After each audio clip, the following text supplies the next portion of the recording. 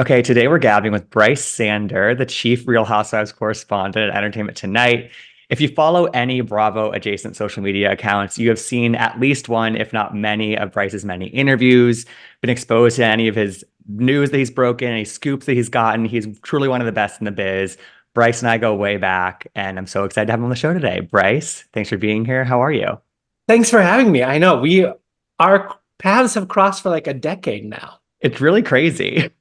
And honestly, and in some of the in those earlier ways, they weren't even attached to Bravo. It was Not just not work at all. related. Yeah, Not at all. it's really funny. So okay, so as one of the sort of preeminent housewives guys out there, I wanted to have you on today because I feel like we're in this interesting moment in Housewives where I don't really remember sort of a full moment like this for a while where it sort of seems like, we had moments obviously where certain franchises or a couple of the franchises aren't in great shape, but we're in a moment of flux a little bit, I would say, of in Yeah. Housewives. We've gone from having four on at the same time where it was like, how do we keep up with all of this? And some of them were amazing seasons. And now we have one that's finishing up a fairly lackluster season. We're gonna have a couple weeks where no Housewives are on.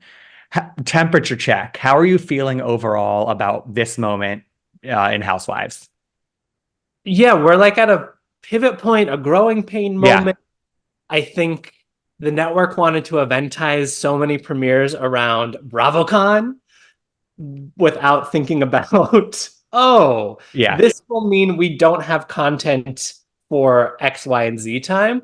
So I do think this was like a strategy learning lesson, maybe an intentional one, because I also know as much as we love Housewives and as much as Housewives like is Bravo, I think the network strives to be more than Housewives.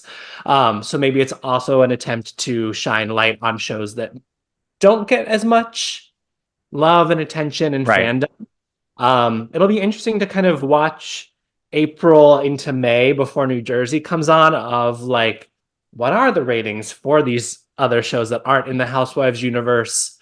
And yeah, it's like the things that are kind of leaking out. It's like, like the whole Miami might get a cash shakeup is a question mark to me. And is Robin leaving Potomac or not? Is it still a question mark? And so I'll be interested to see where everything falls, and also if this means we're going to get like a faster turnaround time between when something is shot and when it airs. Because I wonder if, Orange County is in production right now, but should wrap up probably in the next month or two. And if we'll see that this summer, like if it'll be that quick of a turnaround. Right. Yeah, it's hard to envision like a time when it's like, Jersey's wrapping up and then it's just Dubai on. Like that is almost even a weirder moment than right now, almost, if that was to happen. Yeah, so yeah, I do think they will try to figure out a way to get Orange County on the air before I agree. Dubai wraps up, but it'll Yeah. we're in an interesting moment. Yeah, and I think there's something to be said, like you said, sort of about embracing this moment where it's like about the Vanderpump Rules and the summer house and the Martha's Vineyard of it all and the Valley. But when it comes to Housewives, which is really the flagship of the network, we're in this era again where several franchises have either already been rebooted completely. There's a couple of franchises that seem to be getting at least like significant cash shakeups. And then there's again like rumors about it, Miami that you just mentioned. There's people on social media who we'll get to them in a little bit who want it to happen in Potomac and Jersey, even though we haven't even seen this season of Jersey yet. What do you make of like I'm calling it the sort of era of the cast reshuffle or the reboot? Like, does it make you hopeful? Does it make you feel like again like it's not the greatest moment for being a Housewives fan? What do you think about that? I'm always hopeful Yeah, because like on the flip side of the network doesn't want to just be Housewives. So much of what the network is Housewives. So I think they are committed to keeping these shows on the air and viable for as long as yeah, possible. I think we're just kind of like at this saturation point where people are on these shows for so long that you have to shake it up in order to generate new story. I think the worst thing that can happen for a show in this genre is when the show becomes these people's whole lives. Because if all you have to show on the show is the show, then you have no show. And I think that's why New York got the reboot. those women, the show, their lives became about the show. And so all we were watching was them making a show instead of the side quests, the family scenes, the personal scenes, and chasing personal story, which is what you need to keep these shows on the air. You can do the whole, this is a show about making the show thing for a couple seasons, but it cannot be, there's no longevity there. Yeah, that's a really good point. And I think that this last girls trip was an example of what you just said, which is like it didn't even sustain everybody's interest for 6 episodes. You know what I mean? Like so if people wanted to see them, and I love those women to death, but if they wanted to see them for 16 episodes, what does that even look like at this point? Right. And would it feel too contrived? And then would the audience reaction be like, well, why are they faking this and setting this up? Because it's like, as fun as Crappy Lake was, everything you were watching on that show was a setup moment. It was Right. like, we're inventing things for Sonia and Luann to do in order to have a comedic moment and have a scene to watch versus here's what's organically happening.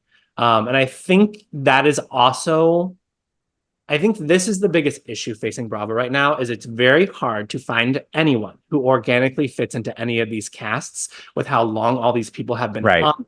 Because the way it works is every season, these women open their Rolodexes and say, here's my like 5 to 12 friends who might be interested or I think could be good for the show, hand it off to casting, hand it off to production. Dozens of those people get interviewed. And then they get burnt out of like, you've gone through this cycle multiple times. It hasn't hit. Like Angie K is an example of someone who auditioned for that show multiple times before she actually landed on it. But it's, if you go to somebody a 5th time, you know, there's only so many people in people's social circles. So I think that's the biggest issue facing it is how do we organically fit people in so that we don't run into a NECA situation where you have this person who obviously casting really liked, production really liked, did something in her casting that spoke to somebody and said she's going to be a great big star and then kind of like dead upon arrival. Right. Totally. But then you on the flip side, it's like you have moments where that really works, where it's like, you know, I would argue the last couple editions on Jersey, even though that cast generally has remained at the core, it's similar, but it's like then you find a Rachel Fuda and Danielle Cabral duo, and it's like they can breathe so much life into a show, and it doesn't need to be completely rebooted. It's just, I think 2 people sometimes it just is the answer, right? Yeah, I think that is the biggest or like a big thing is bringing in just one person sets them up to fail versus I agree. buddy. Like you have Gina and Emily. I know people always knock them. They are good housewives. I agree. They are good housewives. I don't care what you people have to say. And they came in together. So they had this immediate, okay, this is a person I can trust. And Danielle and Rachel had that too, but then they had their growing pains of they're being pulled by the 2 factions and one went this way, one went that way. But I think this season we're about to get, we're going to see them kind of bridging the gap between these 2 of like, oh, why? Like we didn't need to be at odds. Yeah, completely. So in your mind, Brice, like we talked about the Roni thing, how like those women's lives became the show and the show became their lives and there was nothing else really to show. What other franchise right now is closest to that situation for you, where it's getting sort of towing the line of, okay, there's not much else to explore here? I think Potomac is entering that territory and Jersey possibly. But Potomac, just because it's on right now and it's like, this has been such a crown jewel. And then this season, it's like, what happened? Yeah. Why are we here? Why are we watching this? Why? That I'm fearful for it because they have all made their whole lives so much about this show.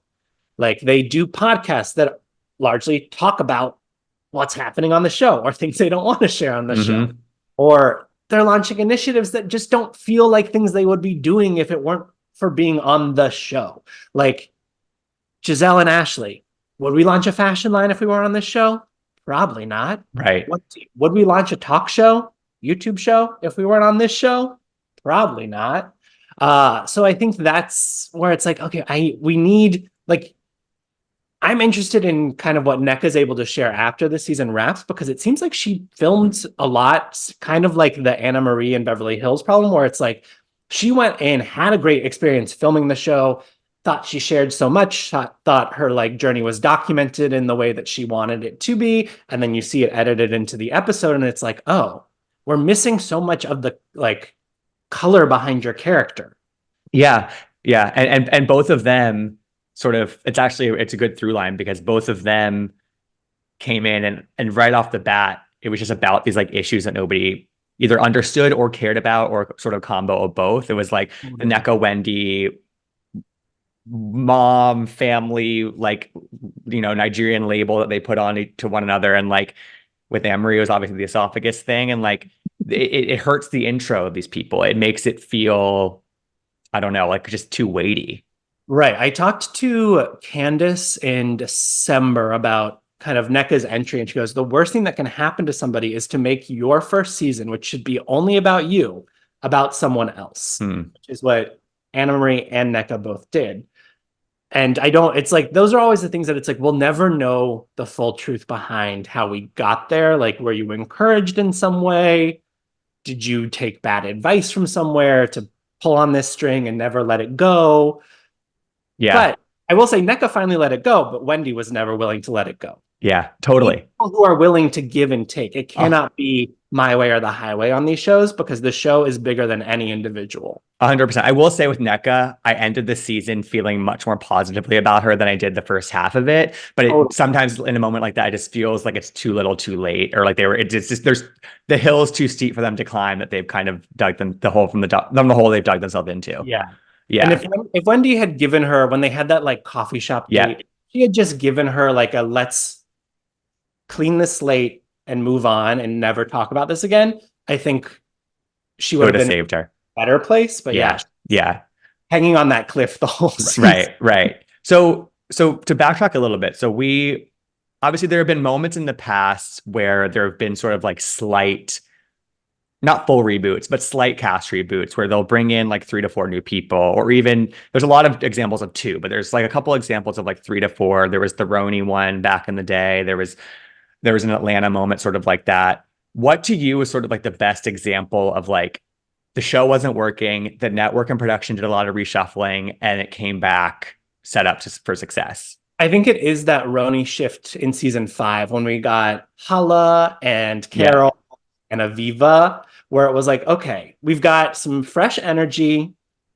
They all feel like they work together. They can integrate with this group of women. They're not from some other worlds, the way some other people who have been infused into cast, where it's like you just do not, you would never be in the right. social circles of these people.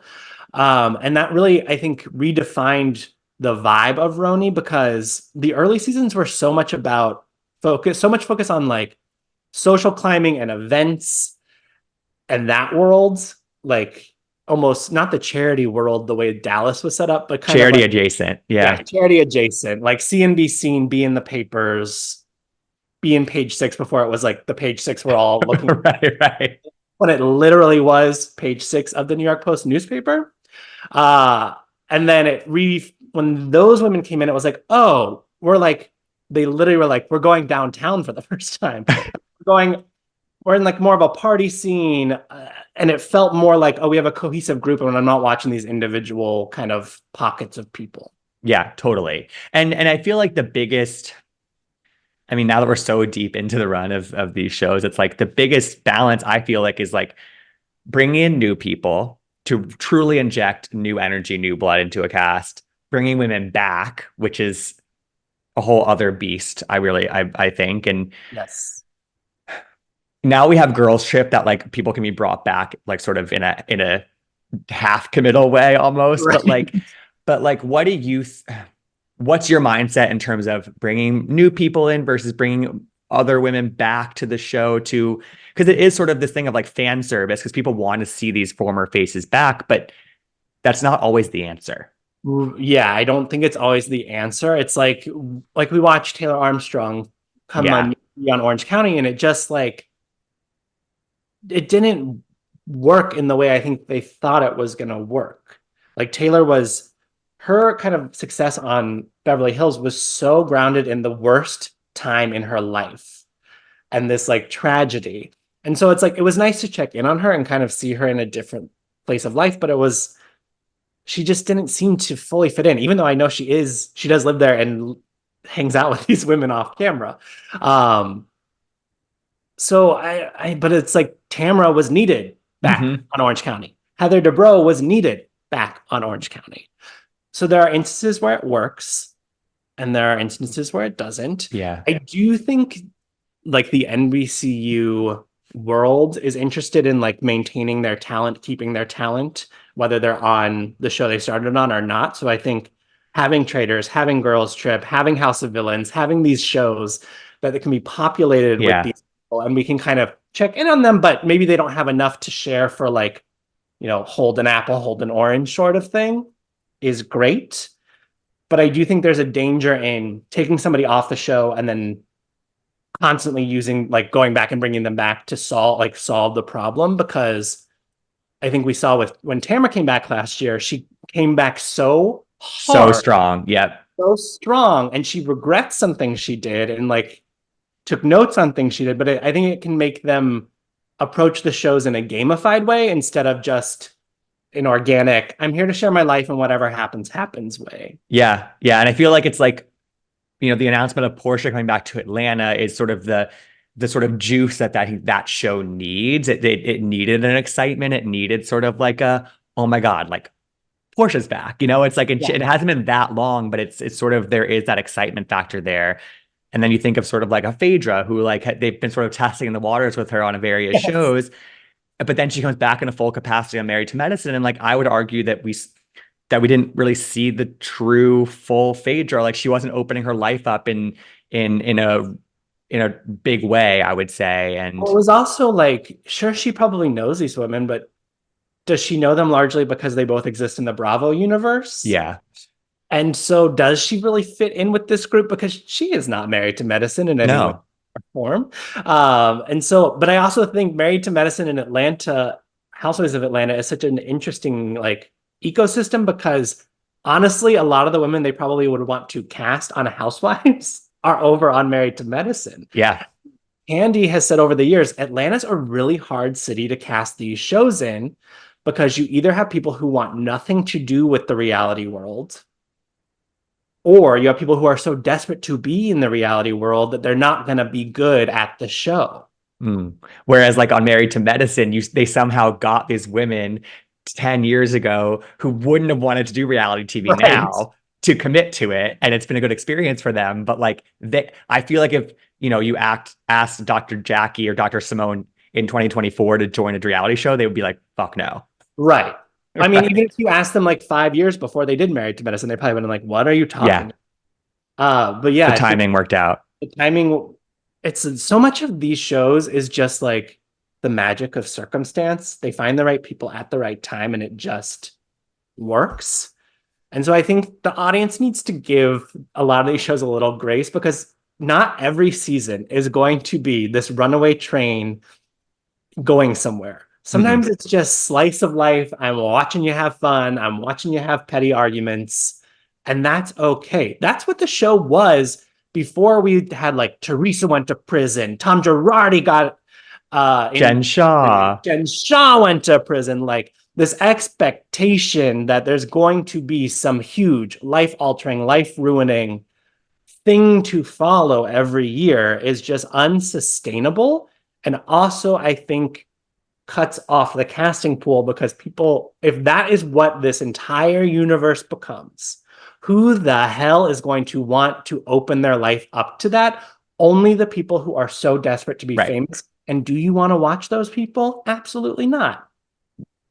Very well said. And I think that, you bringing up sort of the fans' expectations, the fan reactions, that's a whole other beast in terms of probably the conversations that the network has in terms of, again, how do you quote unquote fix some of these franchises? Because you have people on social media who are so fickle and so like stubborn and so loud about what they think should happen. And you obviously don't want to do full fan service, but you also do want to give the fans what they want. But also, do the people online really reflect the majority of the viewership that Bravo's playing to?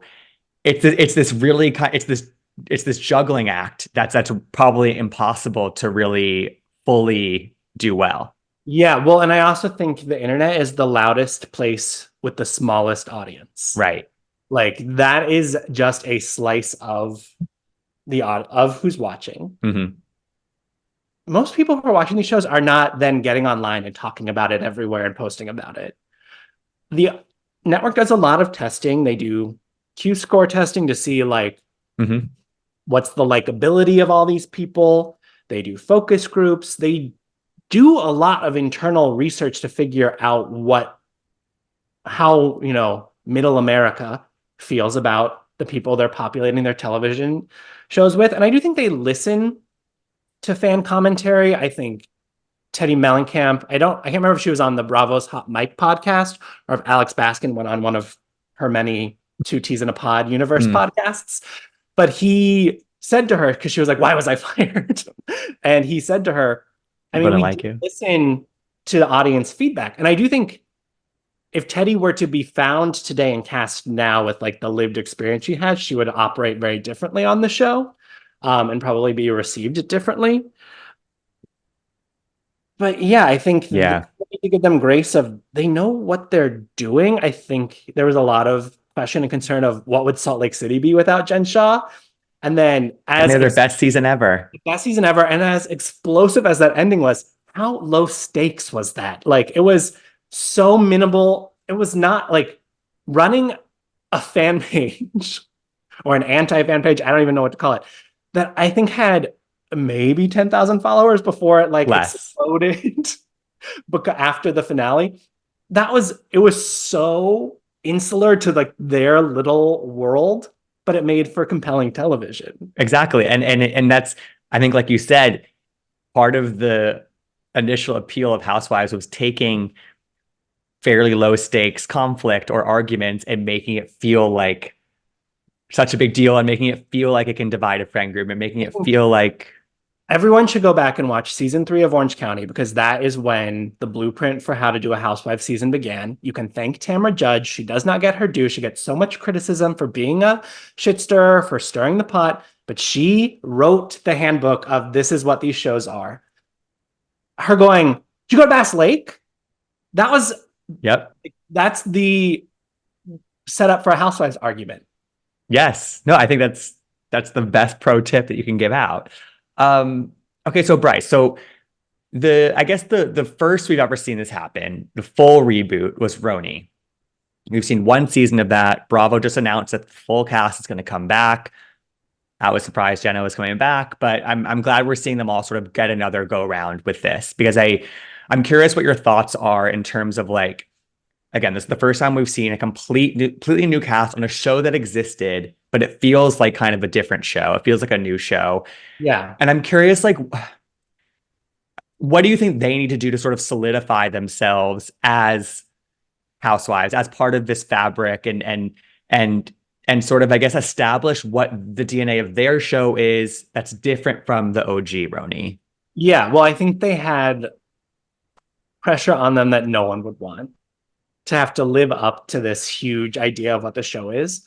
I think everyone deserves at least 2 seasons because you truly don't get to see, like, you need one season for them to learn the game, and you need a second season to watch them play it. Right. And then at the end of 2 years, you can go, okay, this person doesn't work here, or this person would maybe work better in this role. I'm interested to see if Jenna is an apple holder, a friend of in this new iteration, given the New York Times interview she gave after I the agree. announcement. Not That was, talking about her relationship on the show, basically. and basically like nothing in my personal life will be on the show. But I think she's like a fun Greek chorus on that show. I agree. I think all they need to do is take whatever lessons they learned from the first go around. Like Sai and Aaron got a lot of audience criticism, and I think pandering to the audience is the worst thing you could do. Like stay true to yourself. But I do think they might have some insight into how people will react to stuff, so they may be able to temper how they handle something or maybe amp up in a different way. Yeah. Yeah. Yeah. It's sort of like who's willing to maybe lean into the quote unquote villainy role or the person Right. who can be the devil's advocate because I think one of the things I loved that the show was low stakes conflict. Again, like I loved the catch bleeping That's out and that whole conflict. That's Totally. home base. Totally. But I think that like there can be some adjustments made on that cast in terms of how long we draw something out or how quickly we forgive each other or things like that and sort of also not ganging up on people. So there was other factors there obviously that They were contributed to also this. learning each other as much as Bravo Yeah. touted it as like we found this organic group of friends. That's not true. Yeah. they all basically met each other filming the show. And so they were learning each other's personality types and their quirks. And it's like, okay, now we know what Uba's buttons are. We know what makes Jessel, you know, Jessel. Yeah, And so exactly. all will know better how to Yeah. work with each other. And I'm excited to watch them. I assume they're filming spring, summer instead of fall, winter. So they can go out to the Hamptons and it's actually the Hamptons and not we're locked in Aaron's house for 3 days with nothing to With do. no heat. Yes. Exactly. No, that's a really good point. The other one that I think is sort of really in the midst of a reshuffle is Atlanta. We got the sort of I think Candy sort of surprised everybody by announcing her departure on that red carpet. Yeah. And then we shortly after we got the Portia announcement that she's coming back. Marlo and Sonia we know are not coming back. What's your read on what's going on down in Atlanta and what do you kind of hope or think we're going to see in terms of this next season? So I don't know for sure, but I have it on like I believe the person who told me this. But Okay. it's not like an official source or like official reporting, but I believe Kenya and Drew will be coming back, Okay. which makes sense. Kenya's such a force on that show, and I think last season, she operated in a way of like, I'm not going to give you the full Kenya experience because these people you've surrounded me with are not worthwhile of me giving it my all, which I think is a tricky place to be on those shows. Is sometimes the people who have been on it long enough know the game and know what they bring to the table. If everyone else isn't providing the same, they're going to sit back. It's what Candace did this season on Potomac. Like she Mm-hmm. decided not to engage in stuff, and we see where we landed with that. Right. And Drew, I mean, we wouldn't have had the last season of Atlanta if not for Drew. Yeah. And she is friendly with Portia. She's cool with Kenya. She's a bridge between those two. Kenya and Portia, from my understanding, are in a good spot now. I think it also brings us back to like when they came on the show the first time as a duo. Mm-hmm. And they were the conflict duo, but they infused so much new life and energy into that show where it moved from being about almost like suburban moms in Atlanta to being about these like boss lady hustler Mm-hmm. It girls. Yep. girls in Atlanta. So I'm interested to see how they kind of fill out around them. I would imagine that trio is like the only blasts from the past, like the only people we've seen before who we'll see again. And then fully new To after raise a that. question mark to me, I think they keep bringing her back as this solve on Atlanta, and it has never worked. Mm-hmm. I think she's fun to watch, but she is so aloof and like so she doesn't really give her personal life. I don't know this to be true, but it seems like she almost invents a story for herself every year or like has a little thing going on that she's like, oh, I could turn this into something like the prison bae who never filmed Right. Right. or the Martell relationship that the longer it existed, it was like, this doesn't seem real. And so I could see her maybe sticking around in a friend role A because friend. she's fun Bravo talent. She's brings the legacy factor. It's nice to have an OG in the mix, but I just don't know if she vibes. If it is like Kenya, Portia, Drew, and like say they finally give Shamia a peach and like this kind of Mm. that group of people, I don't know that Sheree necessarily makes sense in that mix. Right. And it's almost like Sheree. Yeah, it's almost like Sheree has always needed Nene or Cam or both to really play off of. And otherwise, it just feels slightly off or slightly incomplete. Yeah. Yeah, totally. Yeah. It's and it's like her on the Traders was to me, it's like this is who she is on Housewives. Like she doesn't know what's happening, but she's gonna tell you she knows exactly what's up. Which I agree, maybe a friend of role. We mentioned earlier the rumors about Miami. You know, it's no secret that like that show has had kind of like a perfect 3-season run with the exact same cast. That was brought back after 10 years. It's been this a really incredible 3 years for that show. So I think the announcement that there was going to be maybe a pause in the cast reshuffle was taken as a big surprise from a lot of people. What do you read into that, and what do you think the reason I might be for that is? Well, I think there's an overall trend of the network wanting to film these shows at different times of year. Got it. Like I think that's a big like unspoken thing because it So seems that we're like not seeing the same birthday parties every time and things like that. exactly just by shaking up what 3 months for watching changes the You're dynamics. right. So I think that's a big thing that's happening between like when OC is filming right now, they usually film at a different, like in the fall, and we see like Halloween, but this year we're seeing spring. And Atlanta is gonna come back and I presumably film in the summer. New York film in the summer. The last couple seasons of those shows we watched were like fall winter season. Mm-hmm. And Miami has always been, I think, a spring summer filming. And if we're gonna watch them in the fall, great. Also, it'll be less hot and humid for the crew and their makeup and all. And we'll have like less frizzy hair moments. So I'm interested to see if like a cast shakeup means, are we just reshuffling the deck and people are like different people will be holding mojitos, but we'll see all these same people? Because I don't think they should.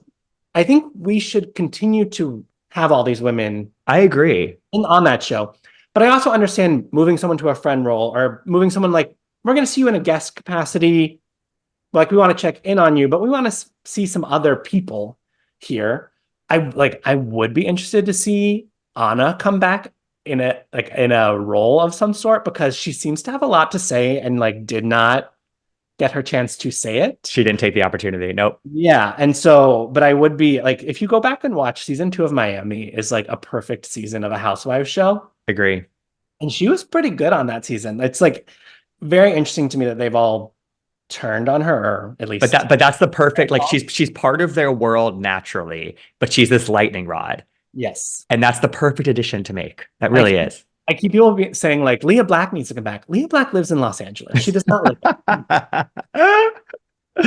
Yeah, though to be fair, Larsa Pippen also lives in Los Angeles. that's true. That's true. She is part-time Miami resident. Yeah, I think when I initially saw that announcement, my first inclination to try to understand it was like maybe they're also trying to shift it away from some of the OGs because they are reliant on like this group of women that we've known for so long. But it's not like it's not working, so that's why it's a surprise to me. But it's sort of like, do they slowly shift it to be sort of more about like Dr. Nicole's world or something like that? Well, that's what I'm excited about in the thought of this is that to me means they have found women they think will be great TV. For sure. Because why would they, don't mess with this formula. Broken sort of thing. Like, why would they do this unless they have some ace in their back pocket that's going to blow us all away? So I'm interested to see where that all lands. I do think there are some people that it's like, it would be interesting to like give them a season off. Like we're kind of starting to like Marisol or somebody like that. Yeah, like Marisol, where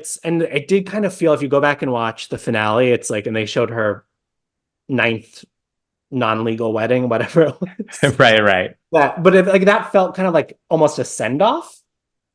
And she wasn't even there for the finale in person. Wasn't there for the party. And so it would be interesting. And it's like, and also, what does Alexia do without Marisol as sort of like a crutch? I think that's also something that they may be either consciously or subconsciously testing out, is like, we have these dynamic duos that maybe paint themselves into a corner on these shows. Giselle and Robin, Alexia and Marisol. Took the words out of my mouth. Yep. What do like the stronger the alpha pairs? What does the alpha do when they don't have their wing woman? It's an interesting test because especially in those cases, that alpha, like Alexia, Giselle, like they're so good at their jobs, but it's almost like they sort of fell asleep at the wheel for a second, and it's like, oh whoa, like all of a sudden I'm just completely reliant on this person. But like they can handle it on their own, but I think they need to sort of be thrown into the deep end again. You know what I mean? Because they've shown they know how to swim. They've shown they know how to figure it out. So I'm very curious about this Miami situation. Finishing up on Potomac, we know Candace is not coming back. Robin, it's reported that Robin is not coming back. That is not confirmed. What overhaul do you see? Because there were just so many blockages in this cast for Potomac. So how do you see them, quote unquote, fixing Potomac? Yeah, I mean, if those are the only 2 exits, I'm still confused about how this group works, because like, where does Wendy fit into? Mm-hmm. Where does NECA fit into it? Where does Ashley fit into it? Like, this almost feels similar to me of New York from 3 or 4 into 5. Like when Yeah. they did cast shakeup, because I think you have Karen firing on all cylinders. Maybe not the best metaphor. You have Karen really Karen, giving it her all. you have Giselle, who's just like, I think Bravo loves Giselle. She's very good at being a housewife. Like she's as much hate as she gets and as much criticism She's as good she at her gets, job. she's good at her job. So I think like though you have those two, and then you have Mia, who was so like criticized in her first 2 seasons and then becomes the MVP Ooh, of her third. absolutely. That I think they rebuild around those three and see who fits into it. Ashley posted like a cryptic thing after the reunion tape where she was like, this journey's been incredible. She did, You know, yes. like I don't know what's next, but I'm so thankful to have been on it. I would like to see if NECA can fit into the group a second season from her, just to like give her that whole setup of you learn the game, now play it. And if you play it, then Get out. campaign fleet revoked.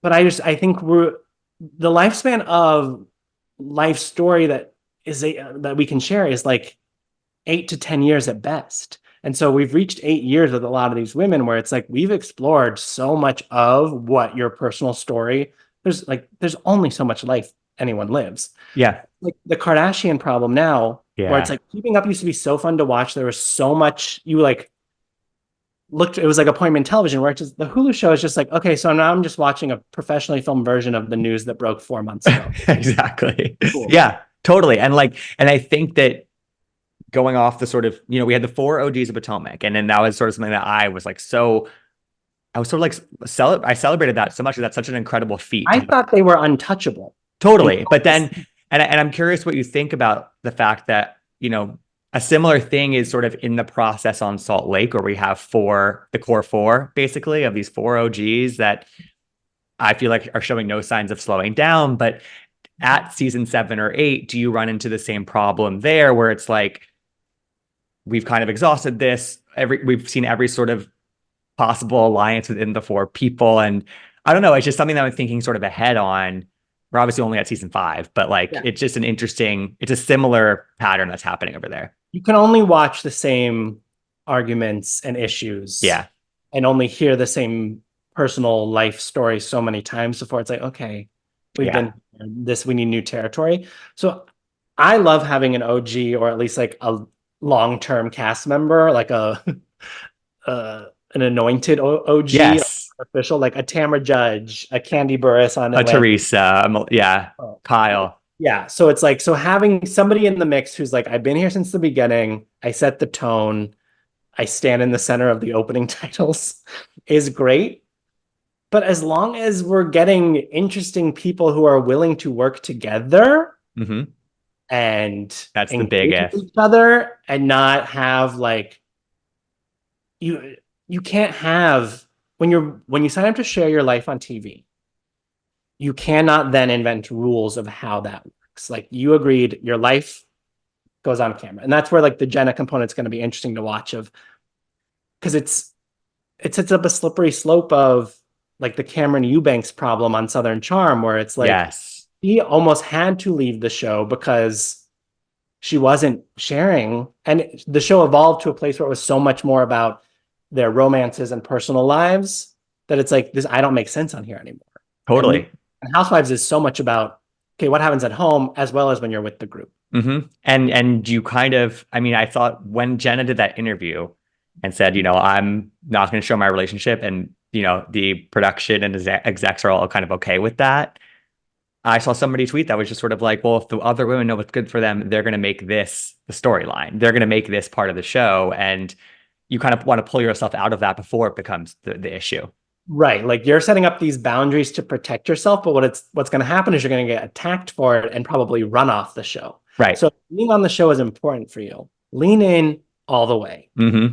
Or at least give us something. It's like, thank you, Ariana, for screaming at Tom Sandoval in James Kennedy's kitchen.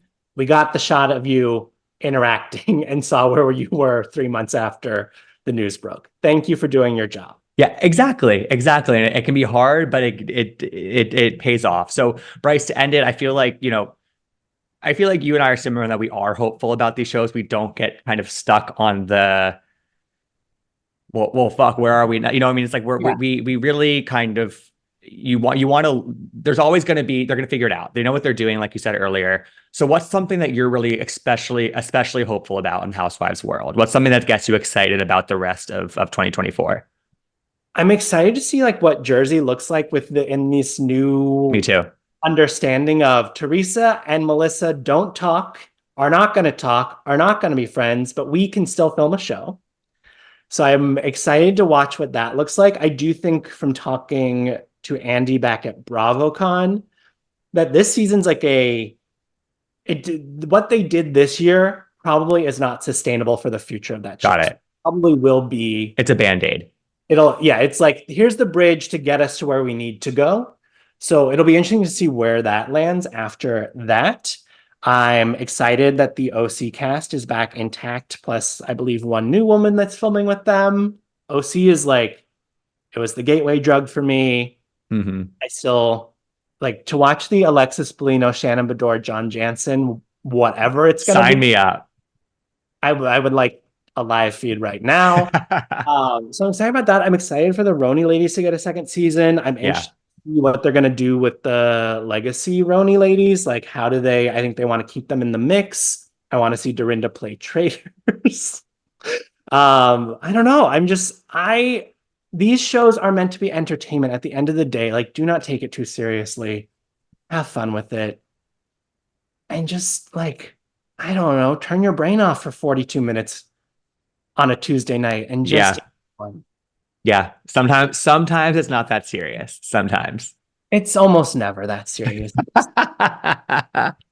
And on that note, Brice, thank you for doing this. Everyone can follow you at Brice Sander. Is there a place they can go to just get your interviews, or is that just your social media pages? Yeah, just go to my Instagram and there's a link in bio that you can find every single interview. And Brice, you get the answers that we all want to hear. So thank you for your service. Well, I'll keep doing it. All right, Brice, thanks for the time, and we'll talk soon. Thank you.